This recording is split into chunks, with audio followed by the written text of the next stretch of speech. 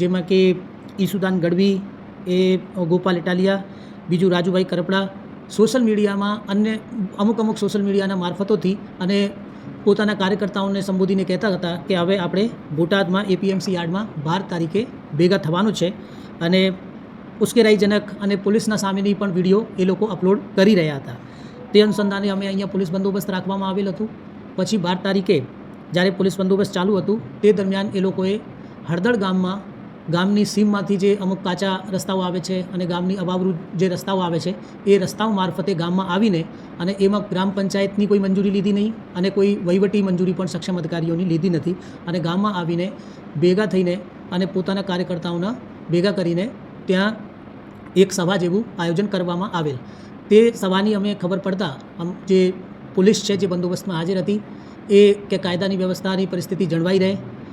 એ પરિસ્થિતિ જળવાઈ રહે તે માટે પોલીસ જેમ ત્યાં સ્થળ ઉપર પહોંચી તો આ લોકો જે કાર્યકર્તાઓ અને આમ આદમી પાર્ટીના કાર્યકર્તાઓ અને આગેવાનો હતા એ લોકોએ પોલીસ ઉપર છૂટતા જ પથ્થરમારું,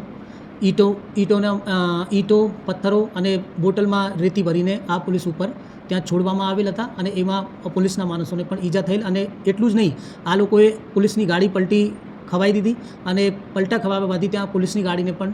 જે એમનો પ્રી પ્લાન જે આપણે કહીએ કે પૂર્વ આયોજિત કાવતરું હતું એ પ્લાન મુજબ એને પહેલાં તો પોલીસના ઉપર પથ્થર છોડ્યા, પછી ગાડી પલટીને અને ગાડીને સળગાવવાના પ્રયત્ન કર્યા. તે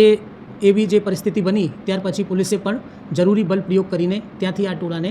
વિખેરવામાં આવેલ અને એના પછી અમુક માણસોને ત્યાંથી ડિટેન પણ કરી લેવામાં આવેલ. પછી અમે આ જે બનાવ બન્યું એ વિશે એક FIR દાખલ થઈ છે. પોલીસ ઉપર જીવડેલ હુમલો થયું છે અને આ ગેરકાયદેસર મંડળી રચી એવા ગુના અહીંયા પાળિયાદ પોલીસ સ્ટેશનમાં દાખલ કરવામાં આવેલ છે અને આમાં ટોટલ અત્યાર સુધી આપણે પોલીસની FIRમાં 85 માણસો વિરુદ્ધ આપણે FIR દાખલ કરી છે, જેમાંથી લગભગ 65 ઇસમોને આપણે તે વખતે જ્યારે પોલીસ ગઈ હતી અને પોલીસ ઉપર જે હુમલા થયો ત્યાર પછી પોલીસે 65 જેટલા લોકોને રાઉન્ડ અપ કર્યા છે અને અત્યારે એ લોકોને ડિટેન કરવામાં આવેલ છે અને હાલ આગળની તપાસ ચાલુ છે.